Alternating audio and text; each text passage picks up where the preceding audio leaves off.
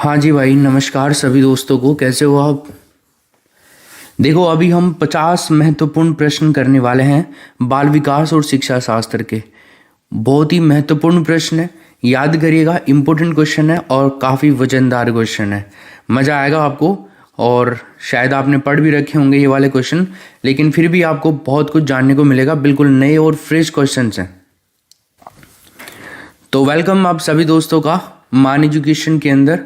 और मैं हूं दिनेश मान, और अब हम शुरू कर रहे हैं 50 बेहतरीन प्रश्न सीडीपी के, चाइल्ड डेवलपमेंट एंड पेडागोजी। अगर आप चैनल पर पहली बार आए हैं तो प्लीज़ चैनल को सब्सक्राइब जरूर कीजिएगा। सब्सक्राइब करोगे तो आपको सारी क्लासेज के लिंक, नोटिफिकेशन टेलीग्राम के ऊपर सब कुछ मिल जाएगा। चलिए देखें, तो हमारा यहाँ पर टेलीग्राम तो ज्वाइन कर लीजिएगा, लिंक दिया हुआ है आपको यहाँ पे। पहला प्रश्न देखिए दोस्तों, बुद्धि का एकल घटक या एकल अव्यय। देखो एक ही बात है, एकल अव्यय आए भले एकल घटक आए। ये जो सिद्धांत है ना, किसके द्वारा दिया गया था? थॉर्नडाइक, पावलोव, एल्फ्रेड बिने या फ्रीमैन? फ्रीमैन, ये आदमी फ्री था क्या?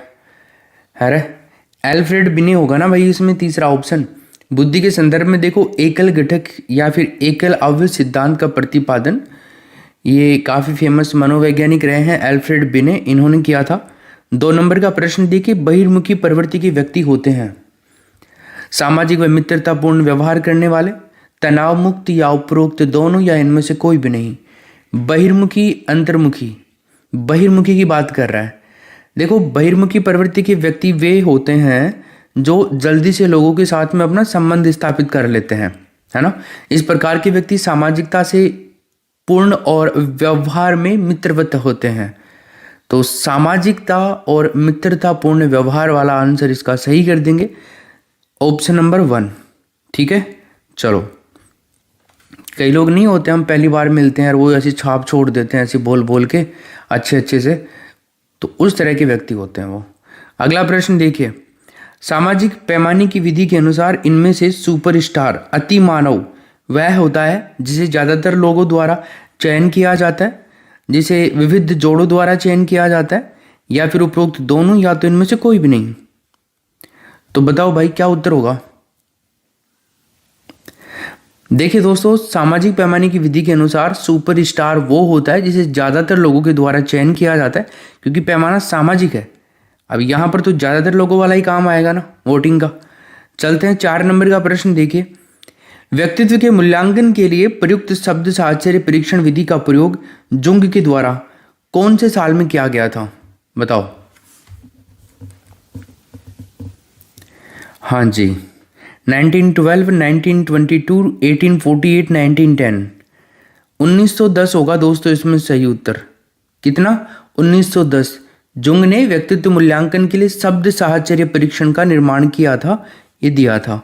चलो 5वें नंबर का प्रश्न देखिए। अब आप ये पूछ रहा है कि बताओ भाई, लंबाई, भार, त्वचा का रंग, पैर, आंखों एवं बालों के रंग में विविधता तथा विचलन को क्या कहते हैं? अब आपको इसका भी पता चल जाएगा आज। काहे चक्कर से हो? हाँ, कौन सा अंतर है? भावनात्मक अंतर तो कोना भाई, भौतिक अंतर वैसे कच है, मानसिक भी कोना। तो ऑप्शन तो एक ही बच रहा है हमारे पास में, भौतिक अंतर। बी ऑप्शन करेंगे। लंबाई, भार, त्वचा का रंग, पैर, आंख, बालों के रंग में विविधता और विचलन, इन ये सब भौतिक अंतर की संज्ञा दी गई है इनको। 6 नंबर का प्रश्न देखो तो जरा, इनमें से कौन से घटक के प्रभाव से शैक्षिक पिछड़ापन नहीं उत्पन्न होता है? बताओ, शैक्षिक पिछड़ापन उत्पन्न नहीं होता है कौन से घटक के प्रभाव से? परिवार की खराब सामाजिक आर्थिक स्तर, स्कूल की शोचनीय शैक्षणिक माहौल, या तो फिर परिवार का पेशा, या परिवार की शोचनीय भावनात्मक वातावरण। देखो, ये पिछड़ापन उत्पन्न नहीं होगा, परिवार का पेशा तीसरा ऑप्शन होगा इसमें। शैक्षणिक जो पिछड़ापन होता है ना, इसके कई सारे मुख्य कारण होते हैं, जैसे सामाजिक आर्थिक स्थिति हो गई, भावनात्मक वातावरण हो गया, स्कूल का वातावरण हो गया। इन सब के उन्नयन से शैक्षणिक स्तर ऊपर उठता है, और परिवार का पेशा बालक के शैक्षणिक स्तर पर कोई प्रभाव डालता नहीं है। इसलिए हम तीसरा ऑप्शन कर रहे हैं यहाँ पे। आगे चलो 7वें नंबर के प्रश्न में उत्तर बता दो आप मेरे को, क्या उत्तर होगा? समान आयु वर्ग के संबंध अन्य सहपाठियों से जब किसी छात्र की तुलना की जाती है तो उसमें एक स्पष्ट शैक्षणिक कमी दृष्टिगोचर होती है। ऐसे बच्चे को क्या कहते हैं? बताओ जी, क्या उत्तर होगा इसमें?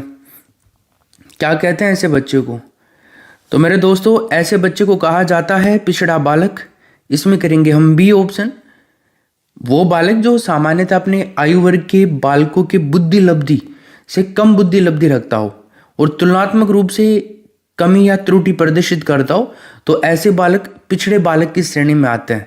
ठीक, चलिए 8वें नंबर का प्रश्न देखिए। ये किसने कहा था? क्या सृजनशील मानव मस्तिष्क द्वारा संबंधों को रूपांतरित करके नई विषय वस्तु का,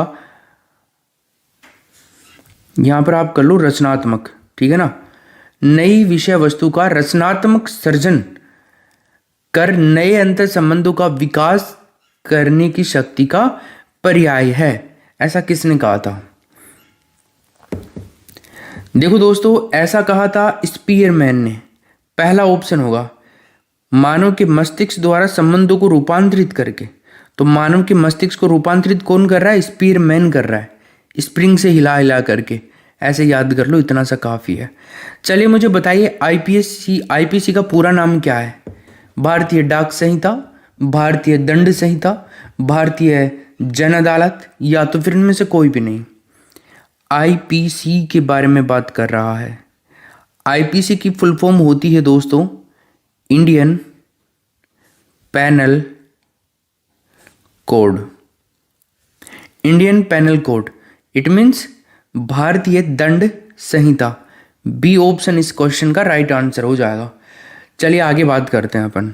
10 नंबर का प्रश्न है, बालक का प्रारंभिक विकास मुख्यतया किस पर निर्भर करता है? बताओ जी, बालक का जो प्रारंभिक विकास होता है ये किस पे निर्भर करता है? माता पिता पे, वातावरण पे, विद्यालय के वातावरण पे, या तो फिर समाज के वातावरण पे? तो भाई लोगों, यहाँ पे हमारा आंसर आएगा माता पिता के ऊपर। बालक के प्रारंभिक विकास पर उसके माता पिता का प्रभाव पड़ता है, इसीलिए माता पिता को बालक का प्रथम शिक्षक माना जाता है ना। 11 नंबर का क्वेश्चन देखिए।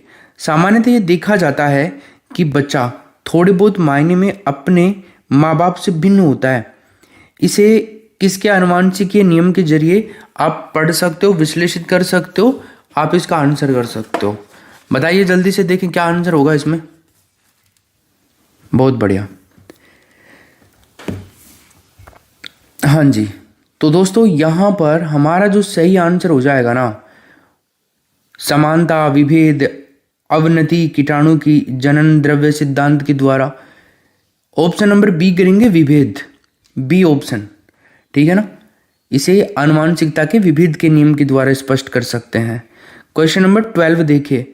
किसी जिज्ञासु छात्र को प्रेरित करने में निम्न में से कौन एक कारगर उपाय है? जिज्ञासु छात्र को प्रेरित करने के लिए पूछ रहा है। सजा के द्वारा, प्रशंसा के द्वारा, आलोचना के द्वारा, या तो फिर इनमें से कोई भी नहीं। तो भाई देखिए यहां पर आंसर आएगा हमारा प्रशंसा के द्वारा, ठीक है ना। ऑप्शन नंबर क्या करेंगे? B right answer. सकारात्मक अभिप्रेरणा सबसे उपयुक्त मानी जाती है, यानी कि प्रशंसा करके किसी जिज्ञासु बालक को प्रेरित किया जा सकता है और यही सर्वाधिक उपयुक्त विधि भी होती है। 13 नंबर का क्वेश्चन देखिए। खेलकूद के जरिए बच्चों में किस प्रकार का विकास संभव है? बताओ। खेलकूद के जरिए बच्चों में किस प्रकार का विकास संभव है? परस्पर सम्मान की भावना, सहयोग एवं सामंजस्य, सामाजिक गुण, या इनमें से सभी?